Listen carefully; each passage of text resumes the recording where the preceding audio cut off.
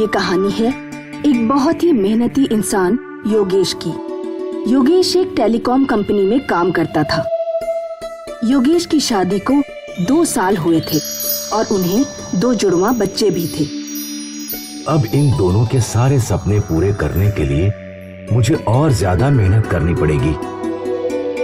जी, करनी तो पड़ेगी, लेकिन मुझे लगता है ऊपर वाले ने हमें इसीलिए जुड़वा बेटे दिए हैं क्योंकि हम उनका अच्छे से ख्याल रख सकते हैं।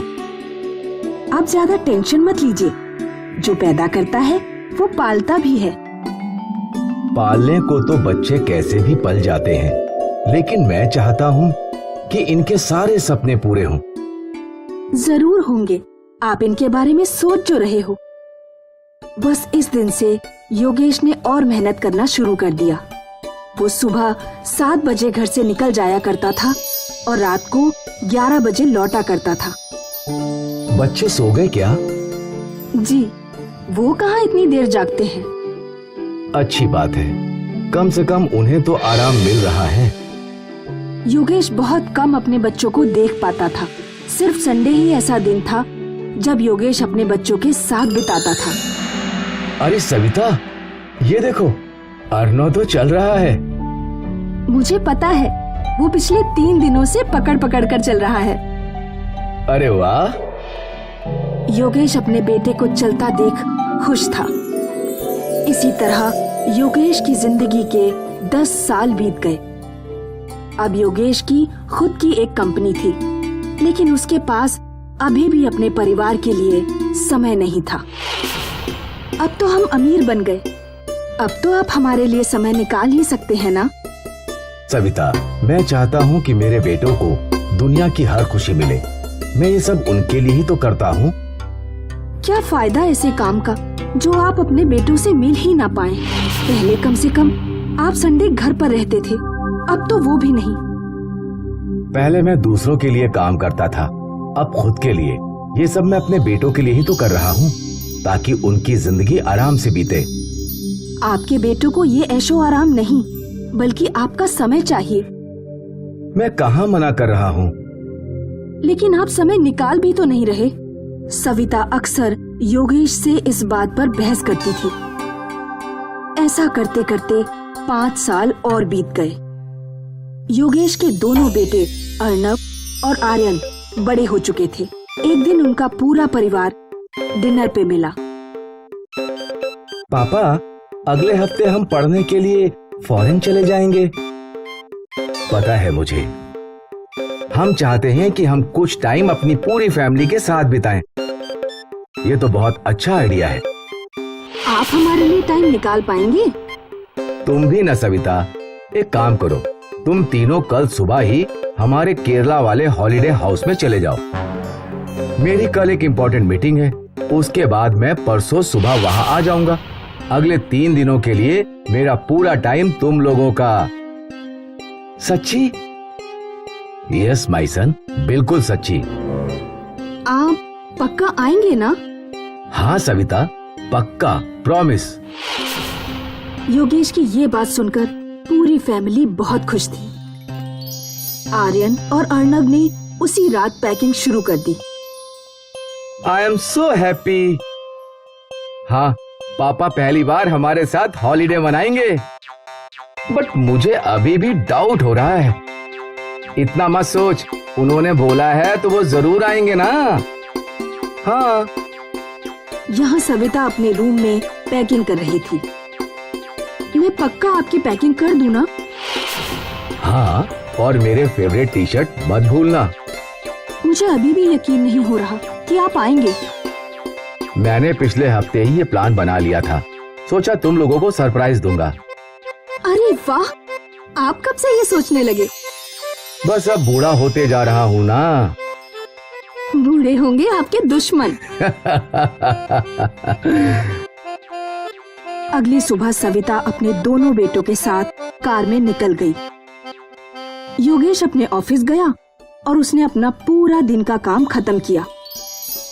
फिर वो भी अपनी गाड़ी में हॉलिडे होम की ओर चल पड़ा। रास्ते भर वो एक्साइटेड था कि ये उसकी पहली फैमिली हॉलिडे है। अर्नो और आर्यन, बहुत खुश हो जाएंगे। वैसे भी अगले 1 साल वो फॉरेन में अकेले रहेंगे।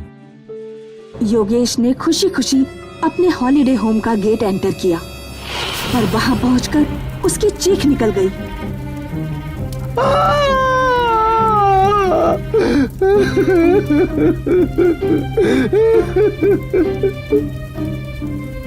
आसपास पुलिस वाले जमे थे और पूरा घर जल चुका था। सर, अभी 2 घंटे पहले ही यहाँ गैस सिलेंडर फूटा। आपकी पूरी फैमिली जल गई, कोई नहीं बचा। योगेश अपने आप को संभाल नहीं पाया। वो अपनी फैमिली को टाइम देने आया था और उसकी पूरी फैमिली ही खत्म हो गई। वो बेबस था। अब उसके करोड़ों रुपए भी उसकी फैमिली उसे लौटा नहीं सकते थे। योगेश के कमाए हुए करोड़ों रुपए आज उसके लिए बेमतलब थे।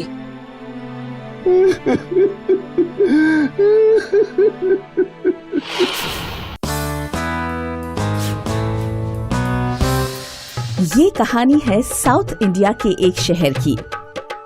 मुनावर नाम का एक कूली था जो रोज स्टेशन पर लोगों का बोझ ढोया करता था। इतनी कड़ी मेहनत करके मुनावर ने अपने बेटे फैजल को एक इंजीनियर बनाया था। बेटा, आज तेरी नौकरी लगी है, अच्छे से काम कर और तरक्की हासिल कर। तू अकेला है हमारे घर में जो इतना पढ़ा लिखा है। जी बाबा। फैजल रोज अपने ऑफिस जाया करता था, लेकिन कुछ दिनों बाद ही उसे ऑफिस अच्छा नहीं लगने लगा। मुझे अपना खुद का कुछ बिजनेस करना है, ये ऑफिस मेरे बस की बात नहीं। इस टॉपिक पर बात करने फैजल अपने अब्बा के पास गया। अच्छा है, फैजल की नौकरी लग गई। अब कुछ महीने मैं भी कूली का काम छोड़कर घर पर आराम करूंगा। हाँ, फैजल ने ये बात सुन ली और इसके बाद उसने अपने अब्बा से कोई बात नहीं की। उस रात फैजल सोचता रहा कि वो क्या कर सकता है। अगर मैंने अभी नौकरी छोड़ दी तो अब्बा पे लोड आ जाएगा। इससे अच्छा है कि मैं कुछ वक्त और नौकरी कर लूं और फिर बिजनेस डालने का सोचूं। फैजल ने नौकरी पर जाना जारी रखा। 6 महीने बाद एक संडे के दिन फैजल घर में इडली बना रहा था।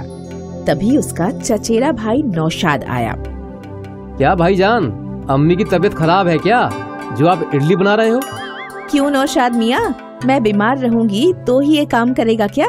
वैसे तुम्हारी जानकारी के लिए बता दूं, फैजल दुनिया की सबसे अच्छी इडली और डोसा बनाता है। ऐसा क्या? तो हम भी चक्कर देखेंगे। नौशाद ने फैजल की बनाई हुई इडली खाई। अफलातून भाईजान, क्या जायका है। आप अगर ये इडली बेचेंगे ना तो लोगों की लाइन लग जाएगी खाने के लिए। हाँ। अरे कब्बक, कहाँ मेरे अच्छे खासे इंजीनियर बेटे को इडली वाला बनने की सलाह दे रहा है? छी, अल्लाह कसम, भाईजान छा जाएंगे। नौशाद और फैजल की अम्मी इस बात पर झगड़ने लगे, लेकिन फैजल अपने बिजनेस के बारे में सोचने लगा। शाम को फैजल अपनी अम्मी से बातें करने लगा। अम्मी, वैसे नौशाद के बोलने से मुझे लगा कि मुझे इडली का बिजनेस डालना चाहिए। कहाँ तो उसकी बातों में आ रहा है, वो तो है ही मनचला। कुछ भी बोल गया और तू सोचने बैठ गया। अरे अम्मी, मेरी बात तो सुनिए। इडली और डोसे की जान उसका आटा है। मैं इडली और डोसे का बिजनेस नहीं डालना चाहता, बल्कि मैं ये आटा बेचना चाहता हूँ। मैं चाहता हूँ कि मेरा ये आटा घर घर पहुँचे और सभी लोग इसके जायके का मजा उठाएं। मेरी तेरी बात तो समझ गई, लेकिन ये सब होगा कैसे? कोशिश करके देखते हैं। और अगले दिन से फैजल ने इडली और डोसे का आटा बनाना शुरू कर दिया। फिर इस आटे की उसने छोटी छोटी बैग्स बनाई। फैजल ये आटा अपने पास वाली दुकान पर ले गया और उसने दुकान वाले को आटे के पैकेट बेचने के लिए राजी कर लिया। पैकेट्स देकर फैजल अपने ऑफिस चला गया। शाम को जब वो वापस दुकान पर लौटा तो 5 में से सिर्फ 2 पैकेट्स बिके थे। बाकी पैकेट्स फैजल ने वापस ले लिए। अगले दिन वापस फैजल ने आटा बनाया और पैक किया। फिर से उसने दुकान पर 5 पैकेट्स दिए और ऑफिस चला गया। आज जब वो लौटा था तो उसके सारे पैकेट्स खत्म हो गए थे। भाई, आपके सारे पैकेट्स बिक गए। कल से कम 15 पैकेट्स दे दो। ठीक है भाई। ये सुनकर फैसल बहुत खुश हुआ। अगले दिन से फैसल ने 15 पैकेट्स बनाने शुरू कर दिए और शाम तक उसके सारे पैकेट्स बिक गए। फैसल घर में खाना खा रहा था, तभी उसके दरवाजे पर खटखट हुई। जी बोलिए। वो आपका ही इडली आटा है ना, जो सलीम भाई की दुकान पर बिकता है? हाँ, क्यों? मेरी शहर में 5 दुकानें हैं और मैं चाहता हूँ कि कल से आप मेरी हर दुकान में इडली का आटा सप्लाई करें। मुझे रोज 100 पैकेट्स चाहिए होंगे। ठीक है भाई। फैसल को एक बड़ा कॉन्ट्रैक्ट मिल गया था।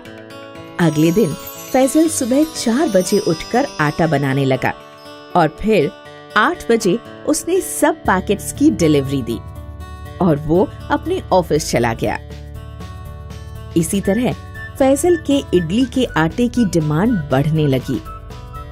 एक हफ्ते बाद उसने अपने चचेरे भाई नौशाद को भी अपने साथ रख लिया आटे के पैकेट्स की डिलीवरी करने के लिए।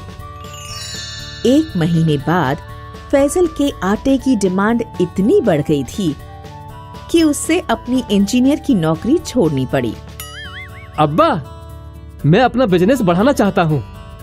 मैं जानता हूँ और तेरी मेहनत देख के मुझे यकीन है कि तुझे सफलता जरूर मिलेगी। तू बेशक नौकरी छोड़ दे।